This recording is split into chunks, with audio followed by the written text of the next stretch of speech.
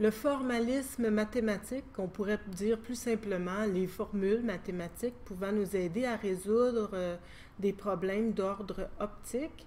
Voici la première formule qui est assez simple. 1 sur la longueur focale est égal à 1 sur DI plus 1 sur DO.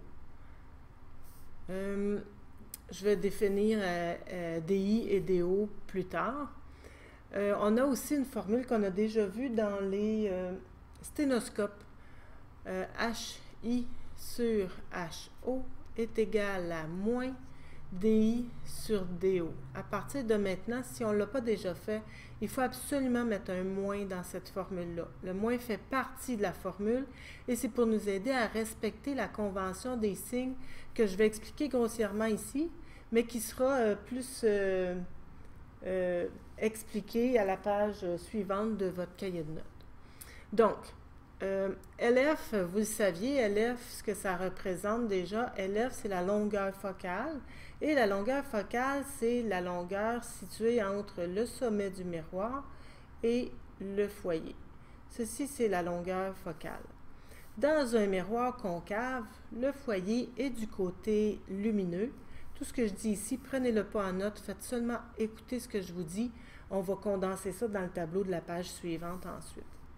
Donc, quand la longueur focale, elle est placée du côté lumineux, on va lui mettre un positif. Et ça se fait par convention. Donc, un miroir concave va toujours avoir une longueur focale positive. Alors qu'un miroir convexe, le miroir convexe, il y a le foyer du côté de la courbure et l'intérieur de la courbure est le côté sombre du miroir.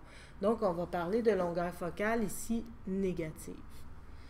Quand on parle de distance de l'objet, distance de l'image, DI veut dire distance image, de l'image jusqu'au centre de courbure,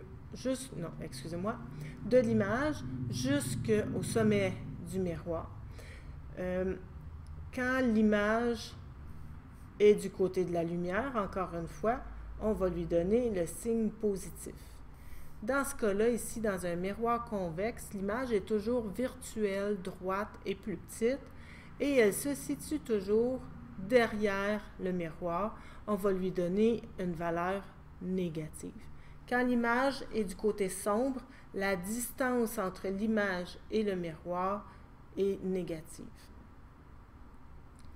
La distance objet. Bien, quand on fait des problèmes d'optique, on place toujours un objet devant un miroir, qu'on soit devant un miroir concave ou un miroir convexe. La distance est toujours positive parce que l'objet, bien, on veut le placer devant le miroir, toujours. HI. HI, c'est la hauteur de l'image. Dans le cas ici qui nous occupe, dans cet exemple-là du miroir concave, l'image est réelle et renversée. HI va être négatif. Le négatif de la hauteur de l'image indique que l'image est sous l'axe principal, elle est renversée. Dans une image virtuelle, l'image est toujours droite, donc toujours au-dessus de l'axe principal, on va lui donner le signe positif. HO, hauteur de l'objet, on ne fera pas exprès pour travailler avec des objets qui sont à l'envers. Donc, on va considérer tous les objets à l'endroit. On va mettre HO positif dans tous les cas.